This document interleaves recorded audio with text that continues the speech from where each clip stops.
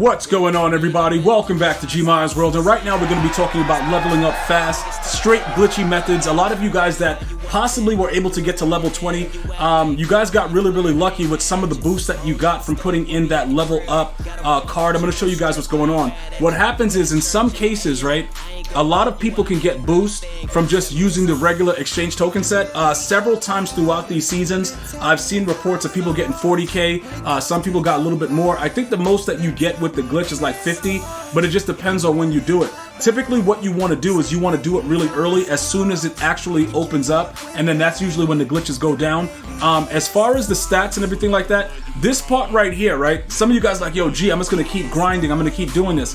I gotta be honest, it's better if you do this organically, unless you just have a lot of time on your hands, because all of this is done with you guys live. You know what I'm saying? When I'm streaming, even if you're doing it offline, because what happens is, if you go crazy, right, this is not a lot of XP that's gonna max out everything that you actually need. So I just recommend doing it organically. Why? Because by the time the daily tracker is done and you get this 99 overall punter, the kicker, all this stuff, you're gonna already organically have all of that without really stressing yourself out.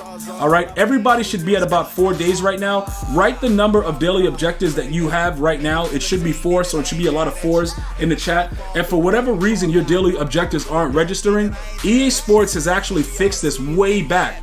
All right, so for the most part, if you're still having difficulty, contact at EA Help on Twitter and see what's going on, because the grind is real, because everybody is trying to be ready for Madden 24. It's so much more information coming out about it. There's rumors that, you know, the attributes are going to actually impact the way the players move. Look, listen, I don't really believe it, but again, I don't know what it's going to turn out to be, and I just think it's better that we're prepared for it than to not be prepared, and then it's just really weird. So everybody should be typing 4s. If you're not typing 4s, you got to get your grind on, dude. You got to get your grind on, and you got to make sure that you're starting to get it done, dude. Because this is not going to work out well for you, because before you know it, Madden 24 will be here.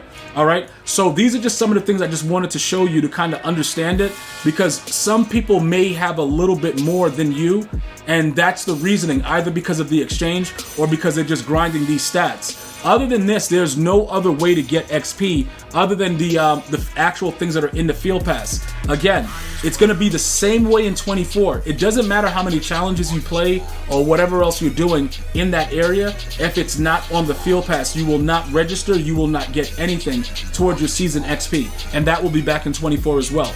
Okay, now let's jump into mold breakers. All right, this is very interesting, because once they reset this on Thursday, we're going to be right there to get another 25, 50, 75,000 XP. Okay, this should be a two-part promo for those of you guys that are asking, and the reason that we know that is because we don't have enough XP.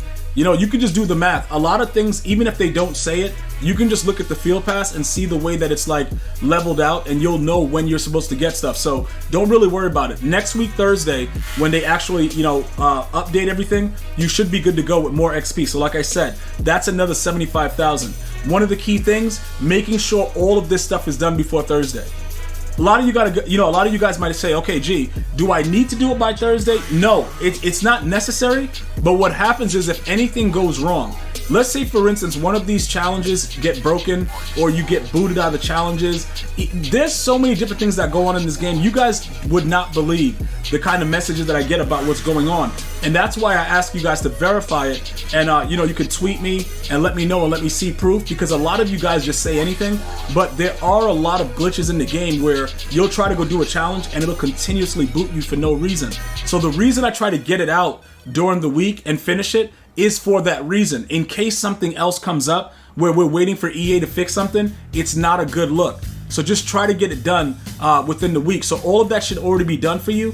The stats, like I said, all of this is done organically. The sets, you always do this. But look, remember, this is the biggest part, right? Winning the 30 head-to-head games, because a lot of you guys that have issues with head-to-head games and you only play solo battles, you don't have enough. Unless you do every single release of solo battles every time, you know, that it comes out, because then again, they'll just bring the solo battles down randomly and it won't really matter. So these are key ways of leveling up and getting glitchy with the game, just understanding what you need to actually do within the game and not going beyond that. For instance, once this was done, I'm done for the week as far as that goes. And then you go over to the competitive pass and then you check that as well. there is no more XP left. Okay? There's none left. All right? We've done everything. Once you get the actual card, which we have the Cooper Cup, everything else is done. So I'm just letting you guys know. We will get this because with MUT Champs, we got another 20, 40, 60. All right, so that's cool. And then we'll go ahead and get that. And then we'll probably have to do some more head-to-head seasons. And we'll do that to get everything maxed out with that. Because that's only going to be another 60, so that'll be 267. You'll still need another, 23. So that's something that you should definitely focus in on and understand. If you're not grinding the game the right way, you're not going to level up. Like, I'm not doing anything that you guys can't do. You just probably are not approaching it the right way. So for those of you guys that don't get 35 wins within the 2 weeks, you have to obviously find alternate methods. Now, G, is it, you're probably going to say, G, is it something that we should be possibly doing right now?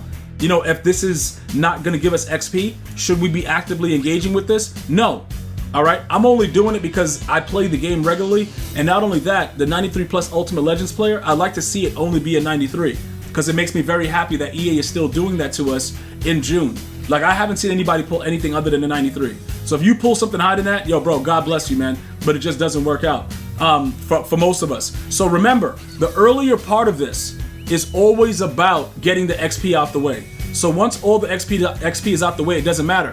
Now, it's only about probably three more releases of the free player, because I know that like 2 weeks before Madden drops, and this is a bi-weekly thing, so I think maybe like 3 more times they'll do it, and you'll get a card, and then after that, you're just done. We obviously know that the Rookie Premieres is the biggest part of what's going on within the game right now, so the focus is grinding out the Season Pass, right? We don't care about anything else other than Rookie Premieres and any of the free content that's going to be transferable into Madden 24. So this is the biggest thing about it. EA Sports is actually giving us a reason to continue to play the game. I've shown you guys this over and over again, and the reason that I continue to show it to you is because it's going to be something that a lot of you guys are going to miss out on, and it's just going to be like, yo, gee, I wish I would have done it. Dude, it don't really matter. Bottom line though, the Rookie Premieres that come afterwards, right? Like, we still don't know what the sets are going to be, but what EA likes to do is give you a lot that goes towards getting one, because they want you to kind of dip your toe in the water, and then you're going to finish it up, because most of you guys, because you can't trade, are going to end up spending money. So you'll get one, you'll be like, oh my god, I could do the other ones, and it's going to be so much more stuff you got to do and a lot of coins involved. So if you max everything out, all you're going to be doing is saving yourself time and money. So this is something that, like I said, I would definitely recommend that you guys do. Whether or not you do it, that's up to you. But this is something that's very, very important with the way that everything is leading up to Madden 24. And I just want you guys to not be behind the 8 ball when the season starts with Madden 24. Because, like I said, Madden 24, we don't know what it's going to be, but we want to be as prepared for it as possible. And this is the way that you guys actually do it. This is the way that we get it done, and this is the only way that you should be playing with the Field Pass in order to get prepared for Madden 24. I'm going to see you guys and girls next time. You enjoy your day. One love, y'all.